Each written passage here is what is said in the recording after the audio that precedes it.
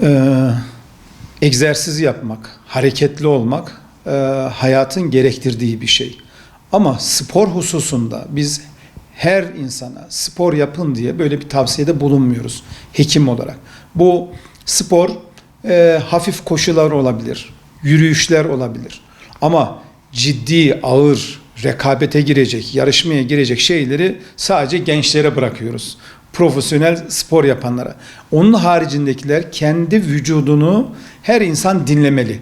Yani vücudun takatin yettiği kadar daha fazlasını yaptığınız zaman mesela rampayı hızlı çıkıyorsunuz ya da hafif yokuşta koşuyorsunuz. Kalbiniz güm güm etmeye başladığı zaman bu siz zorluyorsunuz demektir. Bu vücutta stres yaratan bir şey. Vücutta stres olduğu zaman kortizon hormonu salgılanıyor ve bu kortizon da vücudunuzda bir takım yerleri harekete geçiriyor. Bunun için biz evin içerisinde ya da işte bakkala gittin, otobüs durağına kadar yürüdün.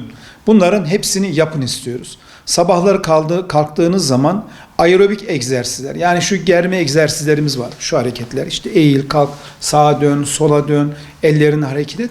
Bunların hepsinin yapılmasını istiyoruz.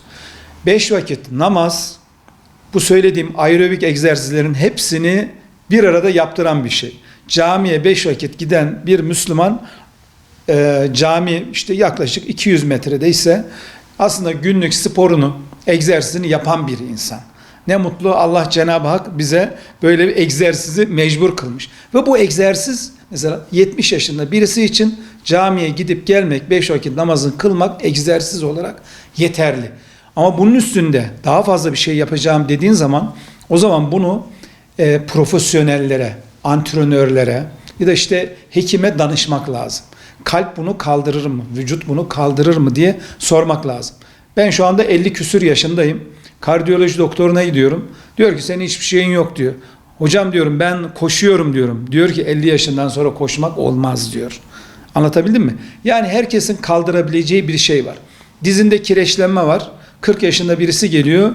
Diyorum ki bak sen hareketsizlikten bu meydana gelmiş. Senin her gün şöyle bir 5-6 kilometre yürüyüş yapman lazım. Egzersiz yapman lazım.